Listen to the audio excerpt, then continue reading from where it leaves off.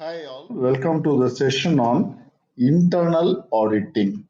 An internal audit is a systematic and independent examination to determine whether the activities and related results comply with the planned arrangements and whether these arrangements are implemented effectively and are suitable to achieve the objectives. Usually, the internal audit is carried out to obtain objective evidence. The objective evidence may be qualitative or quantitative information. It may be a documented information, it may be a maintained document, it may be a retained document, or it could be a statement of fact pertaining to quality of an item or a service and implementation of system element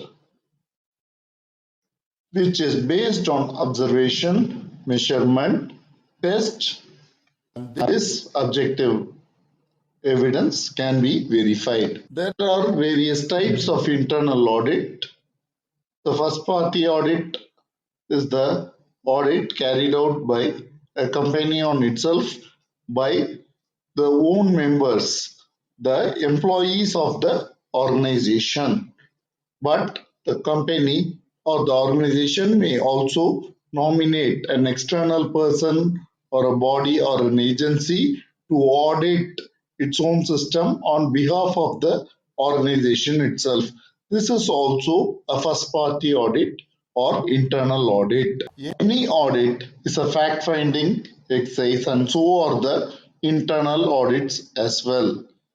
The internal audits are carried to determine conformance or non-conformance. When it meets the requirement, it is conformity, and when it does not meet the requirement, it is a non-conformity. Internal audits are carried out to determine effectiveness in meeting the objectives set by the organizations or to meet the regulatory requirements. There are two key things in the audit. One is the scope and another is the criteria. The scope is the what are the elements that are to be audited or what are the aspects that are to be audited if all the areas of the organization are included as part of the audit is the scope and boundaries of the audit. The scope includes the physical location. In case of multi-location organizations, the locations to be audited or to be decided and specified. Organizational activities to be audited must be decided. Audit team assists in making this decision. In case of internal audits, the management decides the scope of the audit. Generally, the management representative or one of the top management is responsible for defining the scope of the audit. The audit criteria is the standard in question. For example, ISO 9001 2015 or ISO 14001 2015 or ISO 45001 or 2018.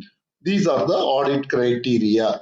But the audit criteria doesn't stop only with the international standard requirements. It also encompasses the requirements set by the organization, the own requirements of the organization that are evident through the policies and procedures of the organization.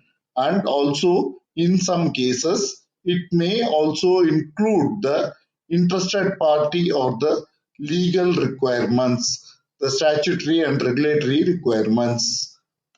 Generally, the auditors share an audit plan that contains the audit scope and objectives. It also includes the audit criteria, the department or the functions to be audited, and the auditee responsible are also listed in advance. For example, the QA department would be audited on so and so date between 9 a.m. and 11 a.m.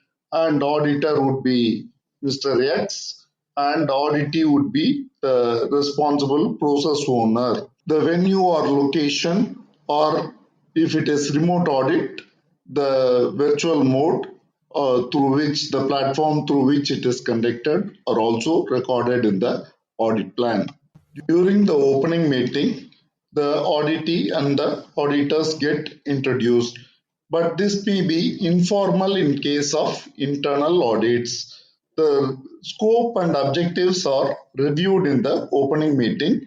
Also, the audit plan is discussed with all the auditees in the opening meeting and their agreement is also sought. The auditor and or the lead auditor gives a summary of the audit methodology and procedures that would be followed. The lead auditor or the internal lead auditor confirms the resources and facilities needed and also the time and place of meetings, debriefings, and any closing meeting timings, all those things. Also, they clarify and any unclear detail, any questions, any doubts, any clarifications that arise within the audit team is sorted out in the opening meeting. The opening meeting could also be used as an icebreaker. The execution of the internal audit or audit process is basically it covers the collection of objective evidences.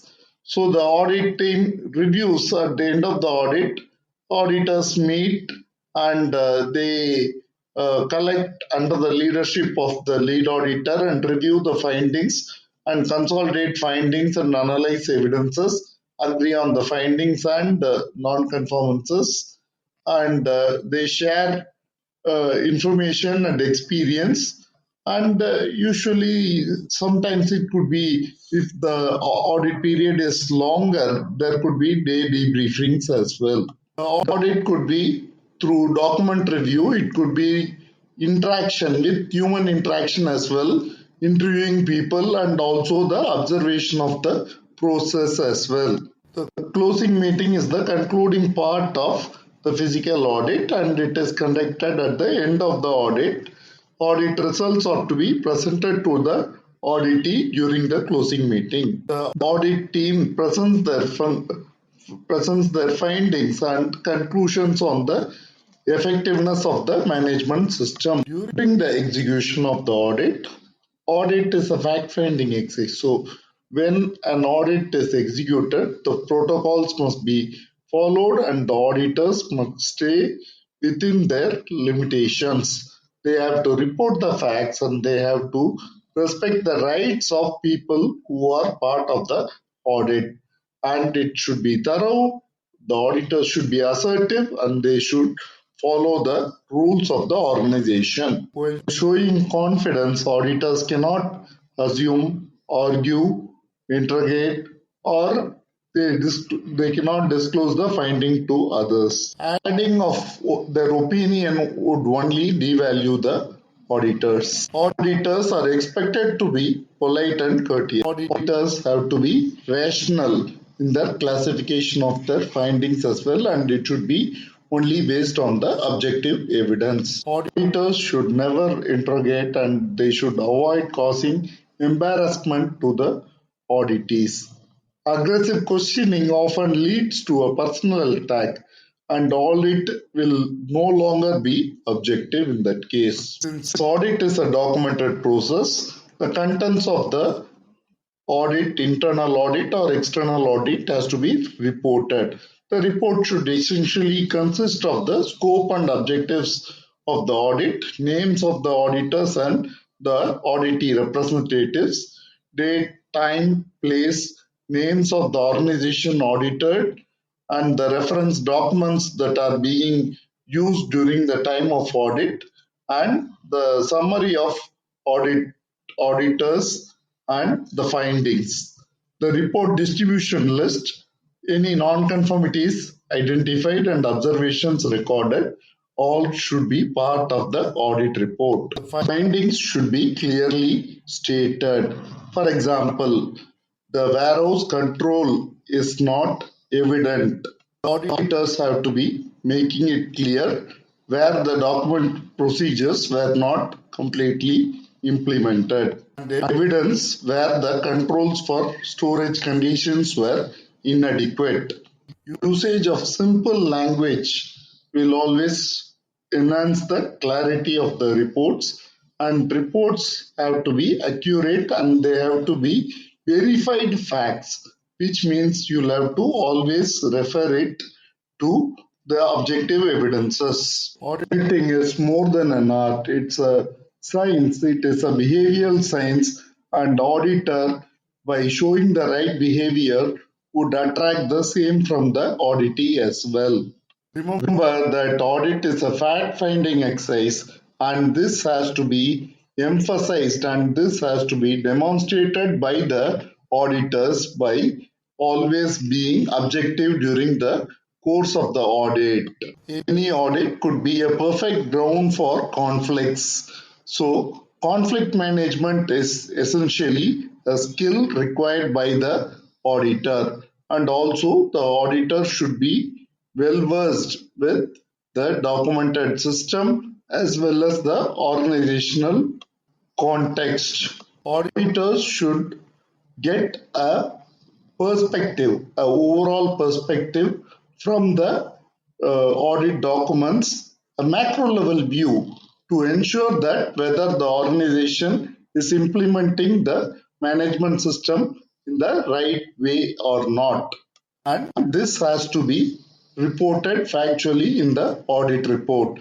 And for that, objective evidences are the need of the hour. So, objective evidence have to be collected, not just one evidence, there may be corroborating evidences.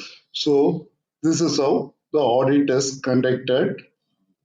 Hope you enjoyed this session on internal audits. Hope to see you with another topic next time. Till then, take care. Bye bye.